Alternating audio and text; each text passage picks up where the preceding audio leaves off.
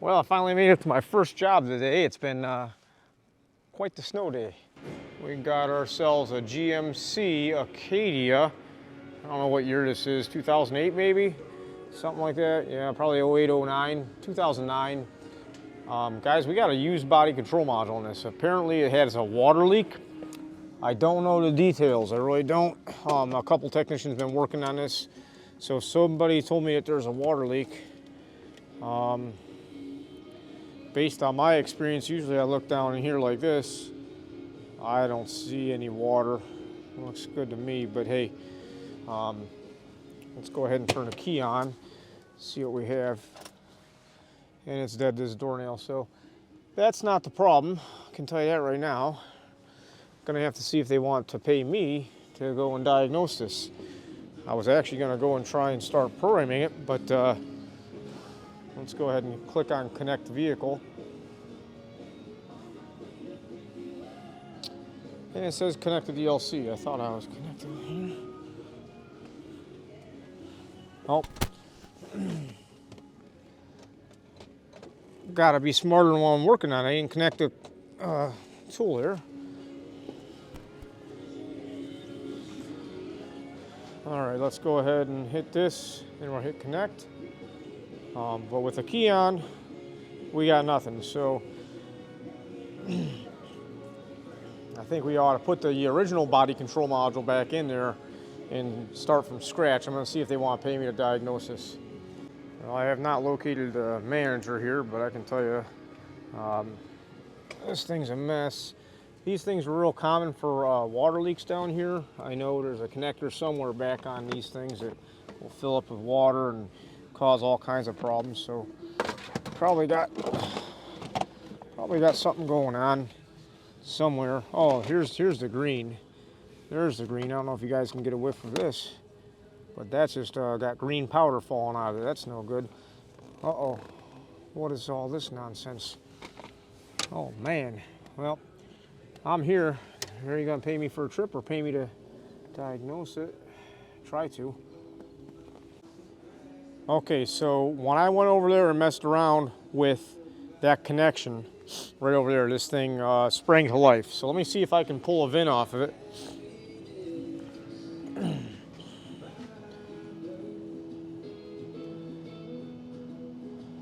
I'll go ahead and disconnect vehicle. We definitely have some sort of activity now.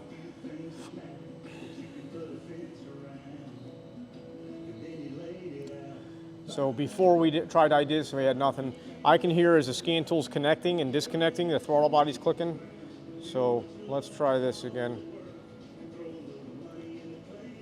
So now we've got the vehicle ID'd. All right, I just about guarantee you the problem's over there, right? At this point, they told me nothing came on, so I bet you if I plug in the original body control module, we'll probably have this thing crank, start, and run. You know, we got a theft light and all kinds of stuff right now. So let me turn this off and prop you guys up here. Maybe you'll be able to see, maybe you won't. But I'm gonna go ahead and pop in the OG body control module. Okay, that was a bit of a challenge. As I was trying to unplug the new used one, it actually came apart on me. So there you get to see a little bit of the inner workings of a used body control module. That's too bad. Anyhow, let's see if we turn the key on, if we still have the dash light up. Yeah, we got dash light up. Let's see what codes we got. No odometer, no. I shouldn't even say codes. I'm looking to see if we have a theft light. We do have a theft light, and we'll have to see what else we have here. And no crank. So I'm gonna go ahead and let's scan this and see what's up. I don't like the idea of doing a used body control module in this. It might work and it might not. You never ever know. All right, so we're gonna go ahead and start out with our complete vehicle DTC scan. Turn down this radio here, things off as loud. My ear. We're gonna start out with our complete vehicle DTC scan. I don't know if you could hear me before. See what pops here. And while that's scanning, I'm going to go back and I want to go ahead and investigate over there those connections, because I don't know what color the serial network is, the class 2, or should I say it's going to be low speed or class 2. I don't know what one we're going to have here. This corroded connector right here, but I've had another one. I swear there's one further back here that'll go bad too. And I can't open the door because the car's on a lift, which is awesome. I don't know how people work sometimes. I really don't. That connection there is the one I wrestled with, and it went bad. Now got some green wires tied up there. Well, and I still haven't found the service manager to make sure that they want me to pursue my diagnosis here. So, being that we have the airbag light on and theft light, and let's see if our radio works. The radio does work. We got our HVAC. It's always good to take a look around and see what works and see what doesn't. So we'll go take a look at our scan report. Okay, right here is going to be one of our problems. This is doing a scan, but as you see, the theft deterrent module, no communication. We ain't going to be able to start a vehicle like that. So let's go ahead and see what we have here. Now the driver's door switch does not have communication. Passenger door switch, theft deterrent. Let's go ahead and view all DTCs. Got 37 codes in this thing.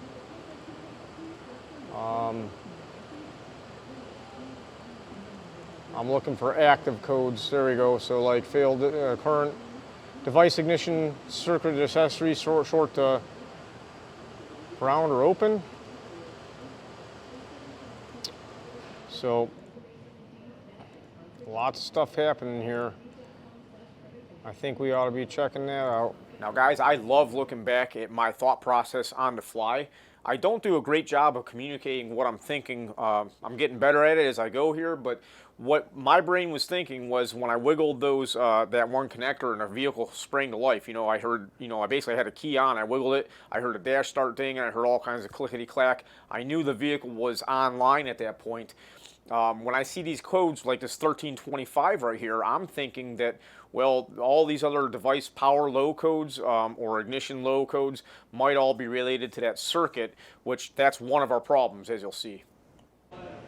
All right, guys, I messed up. I think I didn't hit the record button, but what I was thinking about here is the looking at the data lines for our theft deterrent module and also our driver's door module and some other things. We know our theft deterrent module is the most important thing we got to worry about, and that's a dark green wire.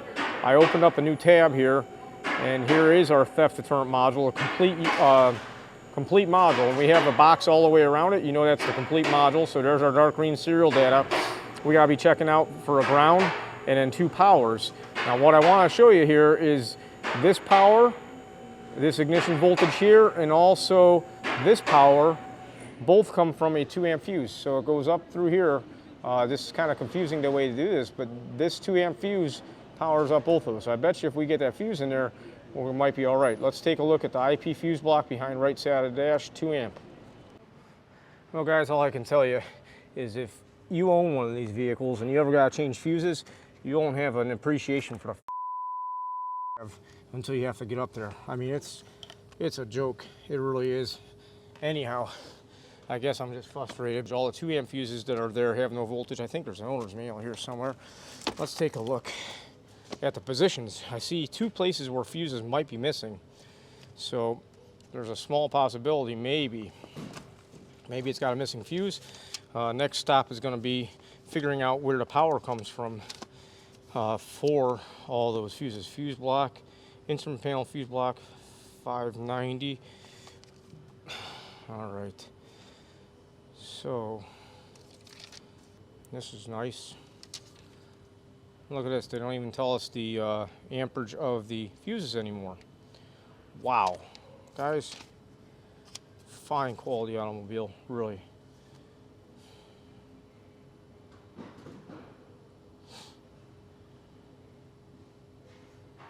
I gotta see if I can find a lid for it. It might have the fuse ratings on there,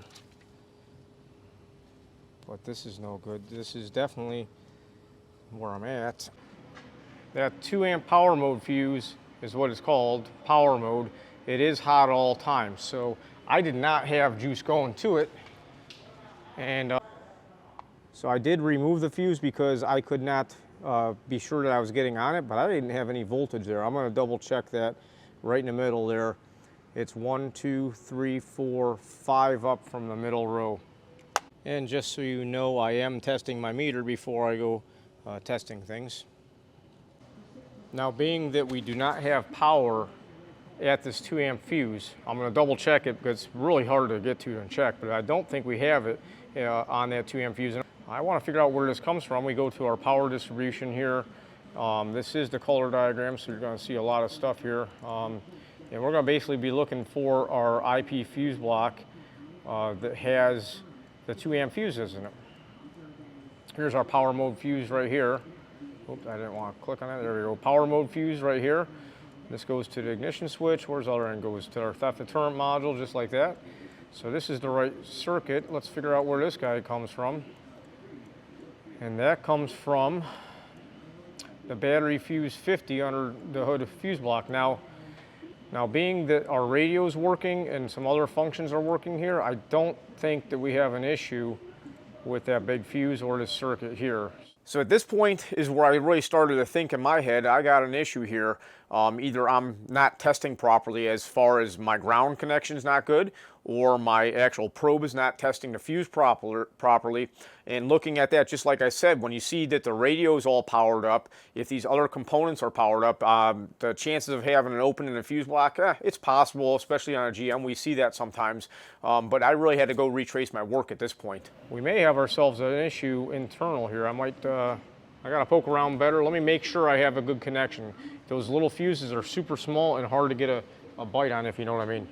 All right, guys, I got to tell you, I messed up. I was testing here, and I swear I didn't have a good connection on this fuse, but the fuse looks all right. I'm trying to look at that, but I'm getting power on one side, not the other, so I'm going to replace this fuse.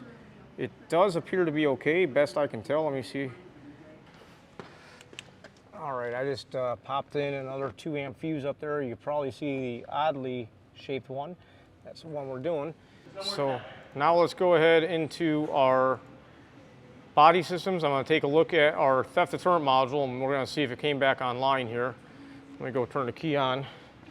We'll also know pretty quick by taking a look at whether or not the theft light goes out. There's our theft light right there. If that's communicating, it'll probably go out with a bulb check, so that's looking good. And let's go down here to our theft deterrent module and make sure we can communicate with it. And it's present, so that's good. Let's go ahead and see if this thing will fire up for us.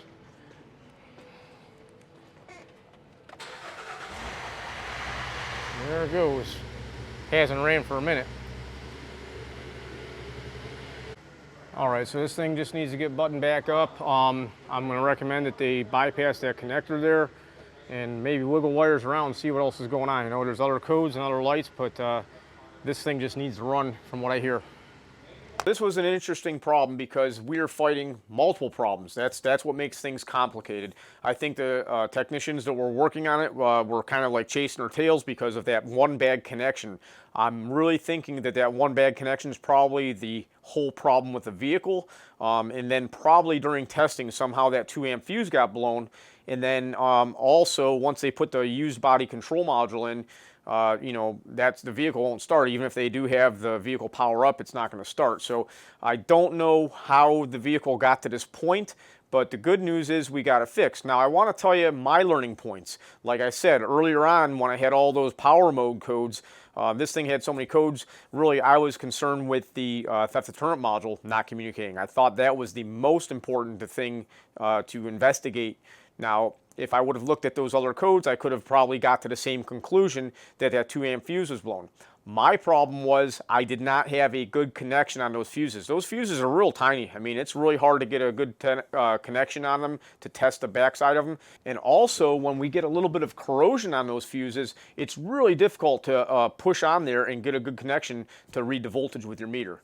If you're enjoying this content, that's great. Like and subscribe. I really appreciate it. And if you want to learn more about looking at wiring diagrams, understanding how things work with basic electricity, I have a fantastic course on the Hands-On Auto Training membership site. If you're a core or premium member, you have access to the essential electricity for automotive technicians. Guys, I put a lot of effort into this course material, and I really think it will help many people out. I've had a lot of good feedback. Make sure you check out the reviews on that. Thanks a lot for watching. Like, subscribe, and have a great day. Bye-bye.